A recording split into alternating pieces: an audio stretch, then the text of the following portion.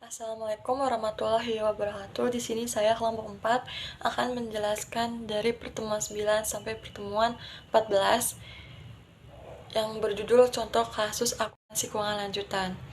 Yang akan membacakan pertama adalah Gaby.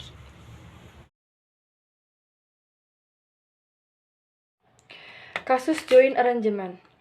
Tuan A, Tuan B, dan Tuan C bergabung menyelesaikan proyek pengembangan dan penjualan kapling tanah yang ditingkatkan. Tuan A ditunjuk sebagai sekutu pimpinan, dan untuk itu dia diberikan kompensasi sebesar 50 juta rupiah. Pada akhir proyek, mereka membagi laba dengan perbandingan 100 banding 60 banding 40. Dan berikut ini adalah transaksi yang terjadi. Yang pertama, Tuan A menyerahkan tanah kepada joint venture pada harga yang disepakati, yaitu 1 miliar rupiah dengan harga pokok 750 juta rupiah. Yang kedua, Tuan B membayar kontrak peningkatan tanah, saluran air, dan perbaikan lainnya sebesar 600 juta rupiah. Yang ketiga, Tuan C menyerahkan kas kepada A untuk joint venture sebesar 400 juta rupiah. Yang keempat, Tuan A membayar biaya iklan, komisi, dan biaya penjualan lainnya sebesar 375 juta rupiah. Yang kelima, kapling dijual dengan harga 2,5 M dengan menerima 500 juta rupiah tunai dan 2 miliar wesel tagih. Yang keenam, wesel tagih dijual dengan diskon 10% tanpa jaminan. Yang ketujuh, penghasilan joint venture ditutup ke akun masing-masing sekutu. Penghasilan bersih sebesar 325 juta rupiah, kompensasi Tuan A 50 juta rupiah. Saldo dibagi antara sekutu sebesar 275 juta rupiah, yaitu Tuan A sebesar 135 juta 500 ribu rupiah, Tuan B sebesar 82 juta 500 ribu rupiah, Tuan C sebesar 55 juta. Yang terakhir, pembagian kas yang dalam penyelesaian joint venture. Diminta untuk membuat pencatatan joint venture menggunakan buku terpisah. Penyelesaiannya, dalam kolom buku joint venture, yang pertama ada tanah di debit dan modal A di kredit sebesar 1 miliar rupiah. Yang kedua ada tanah di debit dan modal B di kredit sebesar 600 juta rupiah. Dan yang ketiga ada kas di debit, modal C di kredit sebesar 400 juta rupiah. Yang keempat ada biaya penjualan di debit dan kas di kredit sebesar 375 juta rupiah.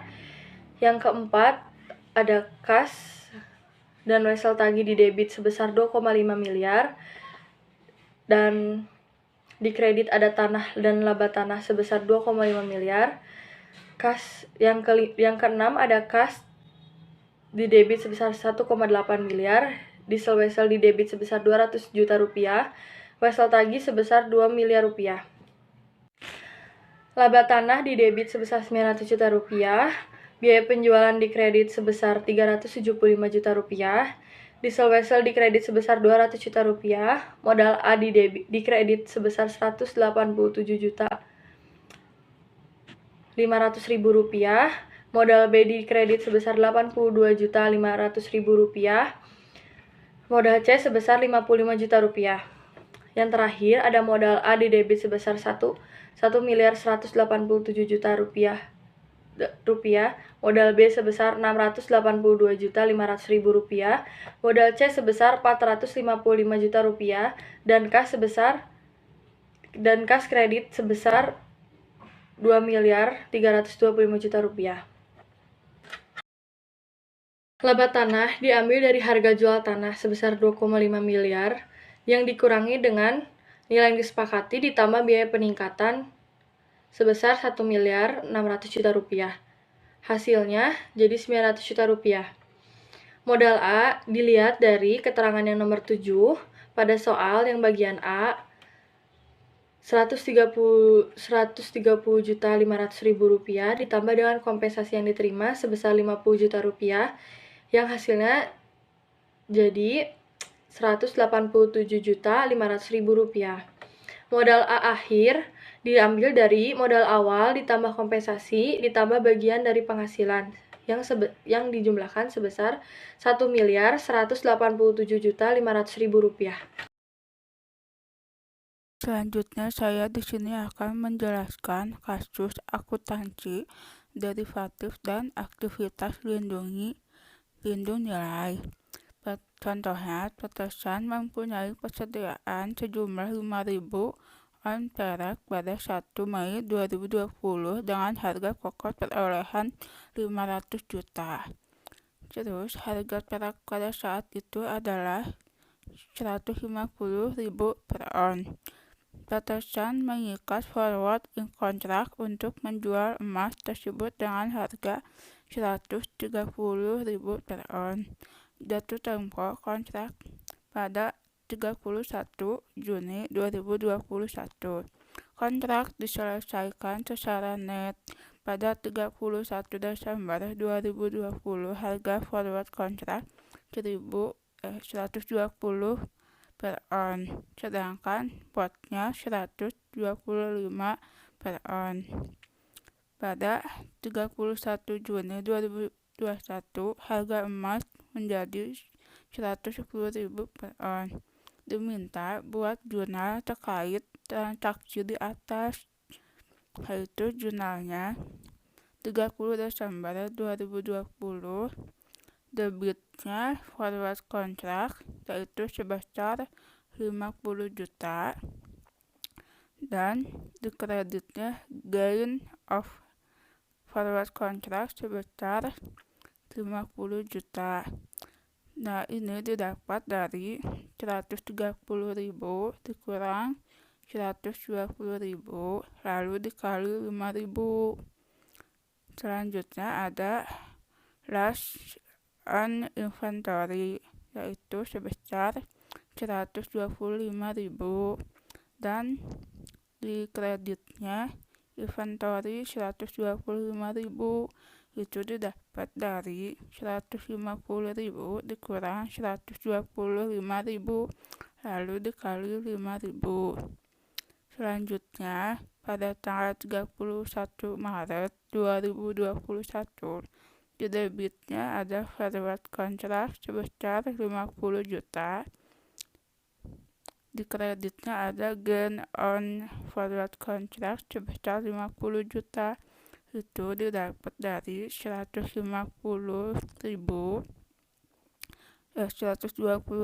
dikurang 110.000 lalu dikali 5.000. Selanjutnya ada di debitnya loss on inventory sebesar 75 juta dan di kreditnya ada inventory sebesar 75 juta, yaitu didapat dari 125.000 dikurang 110 lalu dikali 5.000. Selanjutnya ada di debitnya cash yaitu sebesar 550 juta. Di kreditnya ada sales yaitu 550 juta. Terus selanjutnya ada di debitnya COGS yaitu 300 juta. Di kreditnya ada inventory yaitu sebesar 300 juta. Selanjutnya ada cash di debit sebesar 100 juta. Lalu di kreditnya ada forward kontrak yaitu sebesar 100 juta. Lalu ada contoh kasus pelaporan segmen dan inter. Data ini di bawah ini berkaitan dengan data utama pada tahun 2021. Terus yang diminta segmen manakah yang harus dilaporkan berdasarkan tes pendapatan, tes aset, tes laba atau rugi. Terus apakah berdasarkan pendapatan sudah memenuhi kriteria 75% pada pendapatan komprehensif. Jadi yang pertama cari dulu tes pendapatannya. Nah, ini tuh dari penjualan eksternal dan penjualan internalnya ditambah terlebih dahulu. Nah, total dari jumlah penjualan eksternal dan internal dikali 10%. Nah, kalau misalkan hasilnya lebih gede dari 162.500, maka itu masuk kriteria. Kalau misalkan lebih kecil dari 162.500, maka tidak masuk kriteria. Nah, maka dari sini yang masuk kriteria dan dilaporkan adalah transportation, oil refining, dan financing. Lalu ada tes aset. Nah, untuk tes aset cuman dijumlahin aja ya tes asetnya, lalu dikali 10.000, dikali 10%, maka 318.500. Kalau misalkan lebih gede dari 318.500, maka masih masuk kriteria dan dilaporkan. Kalau lebih kecil dari 318.500, maka tidak masuk kriteria. Yang masuk kriteria dan dilaporkan adalah transportation, oil refining, dan financing.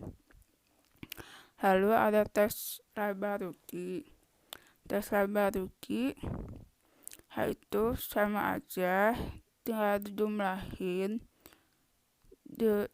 Ini tuh semuanya ngambil dari hasil soal, jadi entar tinggal jumlahnya aja, entar 100.000 dikali 10%. 10% itu emang sudah ditentukan dari sananya. Berarti kalau misalkan lebih dari 40.000 masuk kriteria dan dilaporkan. Kalau lebih kecil dari 40.000, maka tidak masuk kriteria atau dilaporkan. Maka dari sini yang masuk kriteria dan dilaporkan adalah transportation, oil refining, insurance, dan financing. Lalu yang terakhir ada tes pendapatan komprehensif. Untuk pendapatan komprehensif ini harus besar dari jumlah total pendapatan komprehensif. Jadi contohnya 375.000 ditambah 420 itu belum mendekati 825.000, maka yang insuran ditambah jadi 105.000. Nah, maka itu udah gede. Maka dari situ semuanya masuk kriteria karena lebih besar dari 825.000. Nah, untuk financing lebih kecil karena transportation, oil refining, insurance-nya sudah jumlahan, maka yang financing tidak masuk kriteria dan tidak dilaporkan. Maksimal segmennya adalah 10 segmen. Jadi yang masuk ke dalam segmen adalah transportation, oil refining, dan insurance. Selanjutnya dijelaskan oleh Novika. Kasus akuntansi kantor pusat dan kantor cabang. PT Sasa berkedudukan di Jakarta memiliki kantor cabang yang berkedudukan di Bandung. Mutasi rekening kantor cabang dan kantor pusat untuk suatu periode adalah sebagai berikut. Rekening kantor cabang diselenggarakan oleh kantor pusat. Saldo awal 40 juta, pendebitannya itu ada pengiriman barang ke cabang sejumlah 30 juta, pembebanan biaya pada cabang itu ada 2 juta, pengiriman barang ke cabang itu ada 17.500. Laba kantor cabang itu ada 6.500, jumlah pendebitannya itu ada 56 juta. Pengkreditannya itu ada pengiriman kas dari cabang sejumlah 25 juta, penagihan piutang cabang ada 5 juta, jumlah pengkreditannya itu ada 30 juta, saldo akhir rekening kantor cabang itu ada 66 juta rupiah. Selanjutnya itu ada rekening kantor pusat. Diselenggarakan oleh kantor. Saldo awalnya itu ada 40 juta. Pengkreditan pengirim barang dari kantor pusat itu sejumlah 30 juta, penagihan piutang kantor pusat ada 7.500.000, pembebanan biaya oleh kantor pusat ada 2 juta, laba cabang itu ada 5.600.000. Jumlah pengkreditannya itu ada 45.100.000. Selanjutnya itu ada penerbitan pengiriman kas ke kantor pusat sejumlah 25 juta. Pengiriman kas ke kantor pusat ada 15 juta.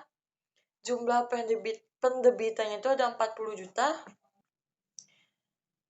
Saldo akhir rekening pusat itu ada 45.100.000.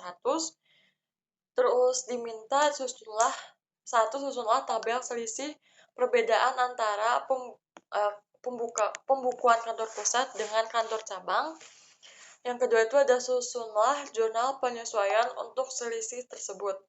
Yang ketiga itu ada susunlah kertas kerja antara pembukuan kantor pusat dan kantor cabang. Dan selanjutnya ada tahap 1, tabel selisih perbedaan.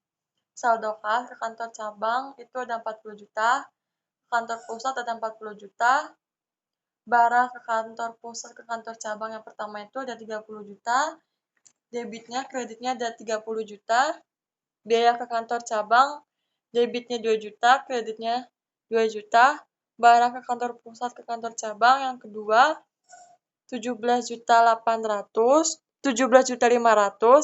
laba ke cabang debitnya ada 6.500.000, kreditnya ada 5.600.000, yang berarti ada selisih. Penagihan ARKP-nya ada 7.500.000. Selanjutnya ada pengiriman kas, kreditnya itu ada 25 juta, debitnya 25 juta, yang berarti sesuai. Penagihan ARKC-nya kreditnya 5 juta, debitnya kosong. Selanjutnya ada pengiriman kas ke kantor pusat, kreditnya kosong, debitnya 15 juta.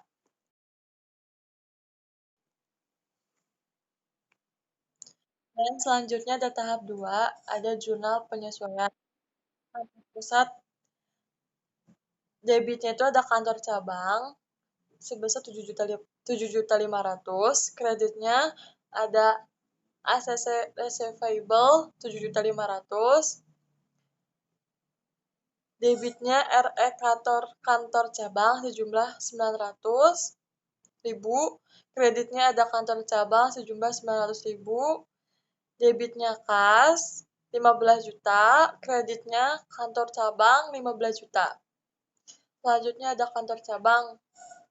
Debitnya investori 17.500.000, kreditnya kantor pusat 17.500.000, debitnya kantor pusat 5 juta, kreditnya ACC receivable 6 juta. Dan selanjutnya ada tahap 3, kertas kerja konsolidasi. PT Sastra kertas kerja konsolidasi antara kantor pusat dan kantor cabang. Saldo menurut kantor pusat ada 66 juta, saldo menurut kantor cabang ada 45.100.000, penagihan piutangnya ada 7.500.000, barang dari kantor pusatnya ada 17.500.000, total koreksinya ada 7.500.000, total koreksinya 17.500.000, laba 900.000, penagihan piutang 5 juta, kas dari kantor cabang 16 juta, total koreksi 16.900.000, total koreksi ada 5 juta, saldo yang benar 57.600.000.